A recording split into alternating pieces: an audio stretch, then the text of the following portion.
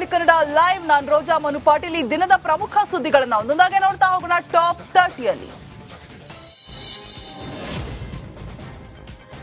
ಬಿಜೆಪಿಯವರು ನಮ್ಮ ಸರ್ಕಾರವನ್ನ ಅಸ್ಥಿರಗೊಳಿಸುವ ಪ್ರಯತ್ನವನ್ನ ಮುಂದುವರೆಸಿದ್ದಾರೆ. 50 ಶಾಸಕರಿಗೆ ತಲಾ ₹50 ಕೋಟಿ ಆಮಿಷವನ್ನ ಒಡ್ಡಿದ್ದಾರೆ ಅಂತ ಮುಖ್ಯಮಂತ್ರಿ ಸಿದ್ದರಾಮಯ್ಯ ಹೊಸ ಬಾಂಬ್ ಸಿಡಿಸಿದ್ದಾರೆ.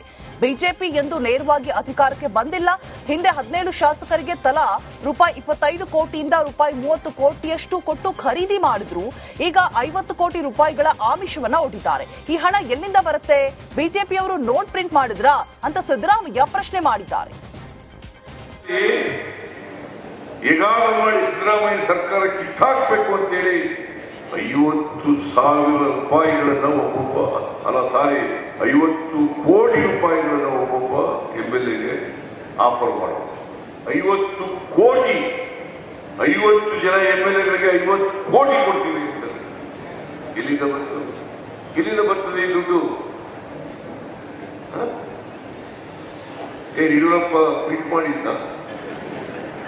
ಬಸವರಾಜ ಬೊಮ್ಮಾಯಿ ಪ್ರಿಂಟ್ ಮಾಡಿದ್ರ, ಅಶೋಕ ಪ್ರಿಂಟ್ ಮಾಡಿದ್ದ, ವಿಜಯೇಂದ್ರ ಪ್ರಿಂಟ್ ಮಾಡಿದ್ರ? ಈ ಸಾರಿ ಪಶ್ಚಿಮ ಘಟ್ಟ ಪ್ರದೇಶವನ್ನ ಸಂರಕ್ಷಣೆ ಮಾಡೋದಕ್ಕೆ ಕಾಂಗ್ರೆಸ್ ಸರ್ಕಾರ ಜನರ ಮೇಲೆ ಹೊಸ ಸೆಸ್ ಹಾಕೋದಕ್ಕೆ ಮುಂದಾಗಿದೆ. ಪಶ್ಚಿಮ ಘಟ್ಟದ ನದಿಗಳಿಂದ ನೀರು ಪೂರೈಕೆಯಾಗುವ ನಗರಗಳಿಗೆ ಹಸಿರು ಸೆಸ್ ಬದಲಿಸುವ ಬಗ್ಗೆ ಪ್ರಸ್ತಾವನೆ ಸಲ್ಲಿಸುವಂತೆ ಅರಣ್ಯ ಜೀವಿಶಾಸ್ತ್ರ ಮತ್ತು ಪರಿಸರ ಸಚಿವ ಈಶ್ವರ್ ಖಂಡ್ರೆ ಸೂಚನೆ ನೀಡಿದ್ದಾರೆ. ಇನ್ನು ಪಶ್ಚಿಮ ಘಟ್ಟಗಳು ತುಂಗಾ, ಭದ್ರಾ, ಕಾವೇರಿ, ಕಬಿನಿ, ಹೇಮಾವತಿ, ಕೃಷ್ಣಾ, ಮಲಪ್ರಭಾ, ಘಟಪ್ರಭಾ ಸೇರಿದಂತೆ ಹಲವು ನದಿಗಳ ಮೂಲವಾಗಿದ್ದು ರಾಜ್ಯದ ಹಲವು ನಗರ, ಪಟ್ಟಣ ಪ್ರದೇಶಗಳಿಗೆ ಈ ನದಿಗಳ ನೀರನ್ನೇ ಪೂರೈಕೆ ಮಾಡಲಾಗ್ತಾ ಇದೆ. ಇನ್ನು ಅರಣ್ಯ ಸಂರಕ್ಷಿಸೋದಕ್ಕೆ ಮತ್ತು ವನ್ಯಜೀವಿ ಮಾನವ ಸಂಘರ್ಷ ನಿಯಂತ್ರಿಸೋದಕ್ಕೆ ರೈಲ್ವೆ ಬ್ಯಾರಿಕೇಡ್ ಅಳವಡಿಕೆಗೂ ಈ ಹಣ ಬಳಕೆಗೆ ತೀರ್ಮಾನಿಸಲಾಗಿದೆ. ದುಬಾರಿ ದುನಿಯಾದಲ್ಲಿ ಹೆಂಗಪ್ಪ ಬದುಕೋದು ಅಂತ ಮಧ್ಯಮ ವರ್ಗದ ಜನ ಪರದಾಡ್ತಾ ಇದ್ದಾರೆ. ಇದರ ಮಧ್ಯೆ ಬಿಬಿಎಂಪಿ ಸಿಟಿ ಮಂದಿಗೆ ಮತ್ತೊಂದು ಶಾಕ್ ನೀಡಿದೆ. ವಾಸ, ವಾಣಿಜ್ಯ, ಕೈಗಾರಿಕಾ ಕಟ್ಟಡ, ಹೋಟೆಲ್, ಕಲ್ಯಾಣ ಮಂಟಪಗಳು ಮತ್ತು ನರ್ಸಿಂಗ್ ಹೋಂಗಳಿಗೆ ಕೆಜಿ ಲೆಕ್ಕದಲ್ಲಿ ಕಸಕ್ಕೆ ದರ ನಿಗದಿ ಮಾಡಿದೆ. ಇನ್ನು ಕಸಕ್ಕೂ ಟ್ಯಾಕ್ಸ್ ಕಂಡು ಜನರು ಬಿಬಿಎಂಪಿ ವಿರುದ್ಧ ಆಕ್ರೋಶವನ್ನ ವ್ಯಕ್ತಪಡಿಸ್ತಾ ಇದ್ದಾರೆ. ಉಚಿತ ಯೋಜನೆಗಳಿಗೆ ಹಣ ಹೊಂದಿಸೋದಕ್ಕೆ ಈ ಪ್ಲಾನ್ ಮಾಡಿದ್ದಾರೆ. ಬ್ರಿಟಿಷರ ಕಾಲದಲ್ಲಿ ಕಪ್ಪ ಕಾಣಿಕೆ ಕೂಡ ಬೇಕಿತ್ತು, ಆ ಪದ್ಧತಿ ಮತ್ತೆ ಕಾಂಗ್ರೆಸ್ ಜಾರಿ ಮಾಡಿದೆ ಅಂತ ಕಿಡಿಕಾರಿದ್ದಾರೆ. ಪರಿಶಿಷ್ಟ ಜಾತಿಯಲ್ಲಿ ಒಳ ಮೀಸಲಾತಿ ಕಲ್ಪಿಸುವ ಬಗ್ಗೆ ವರದಿ ಸಲ್ಲಿಸುವುದಕ್ಕೆ ಕಾಂಗ್ರೆಸ್ ಸರ್ಕಾರ ಏಕಸದಸ್ಯ ಆಯೋಗವನ್ನ ರಚನೆ ಮಾಡಿದೆ. ನಿವೃತ್ತ ನ್ಯಾಯಾಧೀಶ ನಾಗಮೋಹನ್ ದಾಸ್ ಅಧ್ಯಕ್ಷತೆಯಲ್ಲಿ ಈ ಆಯೋಗ ರಚನೆ ಮಾಡಲಾಗಿದ್ದು 2 ತಿಂಗಳೊಳಗೆ ವರದಿ ನೀಡುವಂತೆ ಸೂಚನೆ ಕೂಡ ನೀಡಲಾಗಿದೆ. 3 ಕ್ಷೇತ್ರಗಳ ಉಪಚುನಾವಣೆ ಘೋಷಣೆಗೆ ಆಗ್ತಿದ್ದಂತೆ ಕ್ಯಾಬಿನೆಟ್ನಲ್ಲಿ ಆಯೋಗ ರಚಿಸುವ ಬಗ್ಗೆ ತೀರ್ಮಾನವಾಗಿತ್ತು. ನಿನ್ನೆ ನಾಗಮೋಹನ್ ದಾಸ್ ಅಧ್ಯಕ್ಷತೆಯಲ್ಲಿ ಸಮಿತಿ ಕೂಡ ರಚನೆ ಮಾಡಲಾಗಿದೆ.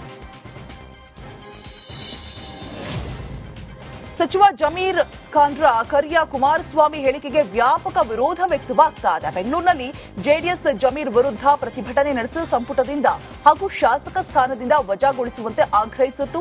ಫ್ರೀಡಂ ಪಾರ್ಕ್ನಲ್ಲಿ ಜಮೀರ್ ಪ್ರತಿಕೃತಿಗೆ ಚಪ್ಪಲಿಯಿಂದ ಹೊಡೆದು ಆಕ್ರೋಶವನ್ನ ಹೊರಹಾಕಿದ್ರು.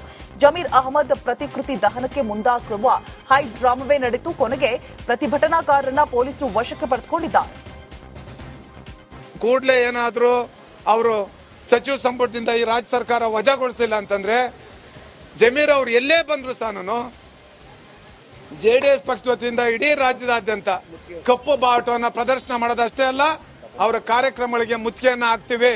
ಈಗಾಗಲೇ ನಾವು ರಾಜ್ಯ ಚುನಾವಣಾ ಆಯೋಗಕ್ಕೆ ಈಗಾಗಲೇ ನಾವು ಒಂದು ಕಂಪ್ಲೇಂಟ್ ಅನ್ನ ಕೊಡ್ತಾ ಇದ್ದೀವಿ. ಅದೇ ರೀತಿ DC ಅವ್ರಿಗೂ ಒಂದು ಕಂಪ್ಲೇಂಟ್ ಅನ್ನ ಕೊಡ್ತಾ ಇದ್ದೀವಿ. ಗವರ್ನರ್ಗೂ ಸಹ ಒಂದು ಕಂಪ್ಲೇಂಟ್ ಅನ್ನ ಕೊಡ್ತಾ ಇದ್ದೀವಿ. ವಕ್ಫ್ ಸಚಿವ ಜಮೀರ್ ಖಾನ್ ವಿರುದ್ಧ ಸಾಮಾಜಿಕ ಜಾಲತಾಣದಲ್ಲಿ ನಿಂದನೆ ಮಾಡಿದ ಆರೋಪದಡಿ ಹಿಂದೂ ಕಾರ್ಯಕರ್ತ ಪುನೀತ್ ಕೆರೆಹಳ್ಳಿ ಬಂಧನವಾಗಿದೆ. ಸಚಿವ ಜಮೀರ್ ಖಾನ್ ಆಪ್ತ ಕಾರ್ಯದರ್ಶಿಯಿಂದ ಚಾಮರಾಜಪೇಟೆ ಪೊಲೀಸ್ ಠಾಣೆಗೆ ದೂರು ನೀಡಲಾಗಿದ್ದು ಧರ್ಮಗಳ ನಡುವೆ ಪ್ರಚೋದನಕಾರಿ ಹೇಳಿಕೆ ನೀಡಿದ್ದಾರೆ ಅಂತ ಆರೋಪವನ್ನ ಮಾಡಲಾಗಿದೆ. ಇನ್ನು ಪುನೀತ್ ಕೆರೆಹಳ್ಳಿ ವಿರುದ್ಧ ಎಫ್ಐಆರ್ ದಾಖಲಿಸಿಕೊಂಡಿದ್ದ ಚಾಮರಾಜಪೇಟೆ ಪೊಲೀಸರು ಮಂಗಳವಾರ ರಾತ್ರಿ ಪುನೀತ್ ಮನೆಗೆ ತೆರಳಿ ಬಂಧಿಸಿದ್ದಾರೆ. ಪುನೀತ್ ಕೆರೆಹಳ್ಳಿಯನ್ನ ನಿನ್ನೆ ರಾತ್ರಿಯೇ ನ್ಯಾಯಾಧೀಶರ ಮುಂದೆ ಹಾಜರುಪಡಿಸಿದ್ದು ನ್ಯಾಯಾಂಗ ಬಂಧನ ವಿಧಿಸಲಾಗಿದೆ. ಕರಿಯ ಕುಮಾರಸ್ವಾಮಿ ಎಂದಿದ್ದ ಸಚಿವ ಜಮೀರ್ ವಿರುದ್ಧ ಮಾಜಿ ಶಾಸಕ ಎಚ್.ಎಸ್. ಶಿವಶಂಕರ್ ಆಕ್ರೋಶ ವ್ಯಕ್ತಪಡಿಸಿದ್ದಾರೆ. ನಮ್ಮ ನಾಯಕರ ಬಗ್ಗೆ ಇನ್ನೊಮ್ಮೆ ಮಾತನಾಡಿದ್ರೆ ಸರಿ ಇರೋದಿಲ್ಲ ಅಂತ ಖಡಕ್ ವಾರ್ನಿಂಗ್ ಮಾಡಿದ್ದಾರೆ. ಒಬ್ಬ ರಾಜಕೀಯ ವ್ಯಕ್ತಿಯಾಗಿ ನಾಲಿಗೆ ಬಿಗಿ ಹಿಡಿದು ಮಾತನಾಡಬೇಕು, ಬಣ್ಣವನ್ನ ಹಿಯಾಳಿಸಿ ಮಾತನಾಡೋದು ಎಷ್ಟು ಸರಿ ಅಂತ ಕೆಂಡ ಕಾರಿದ್ದಾರೆ. ಇನ್ನು ಜಮೀರ್ ಅಹಮದ್ ನಾಲಿಗೆ ಅವರ ಸಂಸ್ಕೃತಿಯನ್ನ ತೋರಿಸುತ್ತೆ ಅಂತ ಗುಡುಗಿದ್ರು. ಕುಮಾರಣ್ಣ ನಿನ್ನನ್ನ ಶಾಸಕನಾಗಿ ಗೆಲ್ಲಿಸಿ ಕರೆ ತಂದಿದ್ದು ಅವರ ಬಗ್ಗೆ ಮಾತನಾಡೋದಕ್ಕೆ ನಿಮಗೆ ಯೋಗ್ಯತೆ ಇಲ್ಲ ಅಂತ ಜನ್ಮ ಜಾಲಾಡಿದ್ದಾರೆ. ನೀವು ಆತ್ಮೀಯತೆಯಿಂದ ಒಳಗೆ 4 ಗೋಡೆ ಮಧ್ಯೆ ನೀನು ಕರಿಯಣ್ಣ ಅಂತನಾರ ಅನ್ನು, ಅವರು ಕುಳ್ಳಣ್ಣ ಅಂತನಾರ ಅನ್ಲಿ, ಆದ್ರೆ ಸಾರ್ವಜನಿಕವಾಗಿ ರಾಜಕೀಯ ಪಟುವಾಗಿ ನಾಲ್ಗೆಯನ್ನ ಹಿಡಿತದಲ್ಲಿಟ್ಕೊಂಡು ಯಾವ ರೀತಿ ಮಾತನಾಡಬೇಕು, ಒಬ್ಬ ಮಾಜಿ ಮುಖ್ಯಮಂತ್ರಿ ದೇಶದ ಮಂತ್ರಿ ಆಗಿ ಸಹಜವಾಗಿ ರಸ್ತೆ ಮೇಲೆ ಕಟ್ಟೆ ಮೇಲೆ ಕೂತವರು ಮಾತನಾಡೋದಿಲ್ಲ. ಆ ರೀತಿ ಒಂದು ಬಣ್ಣವನ್ನ ಹೀಯಾಳಿಸಿ ಮಾತನಾಡ್ತಕ್ಕಂಥದ್ದು. ನಿಮ್ಮ ಮೈಯನ್ನು ಬಿಚ್ಚಿದ್ರೆ ನಿಮ್ದು ಎಲ್ಲೂ ಕರ್ರಗಿಲ್ಲೇ ಅಲ್ವಾ? ನಿಮ್ದೆಲ್ಲೂ ಕರ್ರಗಿಲ್ಲೇ ಅಲ್ವಾ? ಅವರವರ ಬಣ್ಣ ಅವ್ರ. ತೇರದಾಳದಲ್ಲಿ ಭಾಷಣಕ್ಕೆ ಅಡ್ಡಿಪಡಿಸಿದವರ ವಿರುದ್ಧ ಶಾಸಕ ಯತ್ನಾಳ್ ಗುಡುಗಿದ್ದಾರೆ. ವಿಜಯಪುರದಲ್ಲಿ ಮಾತನಾಡಿದ ಶಾಸಕ ಯತ್ನಾಳ್, ತೇರದಾಳದಲ್ಲಿ ಕೆಲವರು ಜಿಗಿದಾಡಿದ್ರು, ನಾನು ಅಲ್ಲೇ ನಿಂತಿದ್ರೆ ಅವರನ್ನ ನಮ್ಮವರು ತಿರುವಾಡಿ ಬರ್ತಿದ್ರು. ವೇದಿಕೆಯಲ್ಲಿದ್ದ ಪೂಜ್ಯರಿಗೆ ಅಪಮಾನವಾಗುತ್ತೆ ಅಂತ ವೇದಿಕೆಯಿಂದ ಇಳಿದು ಬಂದೆ. 3000 ಮಠದ ಶ್ರೀಗಳು ಸೇರಿ ದೊಡ್ಡ ದೊಡ್ಡ ಶ್ರೀಗಳು ವೇದಿಕೆಯಲ್ಲೇ ಇದ್ರು. ಅವರ ಮುಂದೆ ಚಿಲ್ಲರೆಗಳಿಗೆ ಉತ್ತರ ಕೊಡೋದು ಬೇಡ ಅಂತ ಸುಮ್ಮನಾದೆ ಅಂತ ಕೌಂಟರ್ ಕೊಟ್ಟಿದ್ದಾರೆ. ಒಂದಿಟ್ಟು ಮಂದಿ ಜಿಗಿರಾಣರು, ನಾ ಹೇಳ್ದೆ, ನಾ ಅಲ್ಲಿ ದೊಡ್ಡ ದೊಡ್ಡ ಪೂಜ್ಯರು ಕೂತಿದ್ರು. ಅವ್ರ ಮುಂದೆ ಅವ್ರಿಗೆ ಅಪಮಾನ ಆಗ್ಬೋದು ನಾವು ತಡೆದ್ರು. 3000 ಮಠ ಸ್ವಾಮಿ ದೊಡ್ಡ ದೊಡ್ಡ ಪೂಜ್ಯರು ಬಂದಾಗ ನಾವಂತ ಚಿಲ್ಲರಿ ಜಗಳ ಮಾಡಿ ನಾ ಅಲ್ಲೇ ನಿಂತು ಬಿಟ್ಟಿದ್ದೆ ಅಂದ್ರೆ ನಾವು ಅವ್ರು ಹಾಕಿ ತಿರುವಾಗಿ ನಿಲ್ತಿದ್ರು. ಅಂದ್ರೆ ಗುರುಗಳಿಗೆಲ್ಲ ವೇದಿಕೆ ಗುರುಗಳು ಅದಾರ ನಾ ತಡೆದ ಗೌರವಯುತವಾಗಿ ಹೇಳಿದೋಗಿನೇ ಹೊರತು ಊರಿಗೆಲ್ಲ ಅಂಜು ಮಗನ ಯಡಿಯೂರಪ್ಪರಿಗೆ ಅಂಜಲ್ಲಪ್ಪ, ಸಿದ್ದರಾಮಯ್ಯಗೆ ಅಂಜಲ್ಲ. ನಮ್ಮ ಪ್ರಧಾನಮಂತ್ರಿಗಳು ತಪ್ಪು ಮಾಡಿದಾಗ ಅವ್ರಿಗೆ ಮಾತಾಡಿದೀನಿ.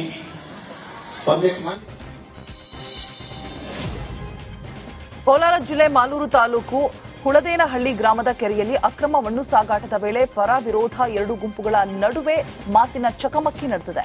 ಇನ್ನು ಹುಳದೇನಹಳ್ಳಿ ಗ್ರಾಮದ ವೆಂಕಟಾಚಲಪತಿ ಹಾಗೂ ಮುರುಳಿ ಎಂಬುವವರ ನಡುವೆ ಮರಳು ಸಾಗಾಟ ವಿಚಾರಕ್ಕೆ ಗಲಾಟೆ ನಡೆದಿದ್ದು, ಹಗಲಲ್ಲೇ ಮಣ್ಣು ಲೂಟಿ ಮಾಡ್ತಾ ಇದ್ರು, ಅಧಿಕಾರಿಗಳು ಮಾತ್ರ ಕ್ಯಾರೆ ಅಂತ ಇಲ್ಲ ಎಂದು ಗ್ರಾಮಸ್ಥರು ಆಕ್ರೋಶವನ್ನು ವ್ಯಕ್ತಪಡಿಸಿದ್ದಾರೆ.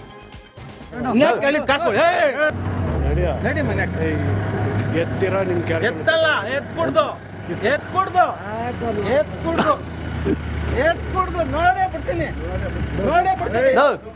ಬಿಡ್ತೀನಿ ಚೆನ್ನಾಗಿರಲ್ಲ, ನಾನು ಚೆನ್ನಾಗಿರಲ್ಲ, ನನ್ನ ರೇಗಿಸ್ಬೇಡ, ನಾನು ಅವನಲ್ಲ, ನನ್ನ ರೇಗಿಸ್ಬೇಡ.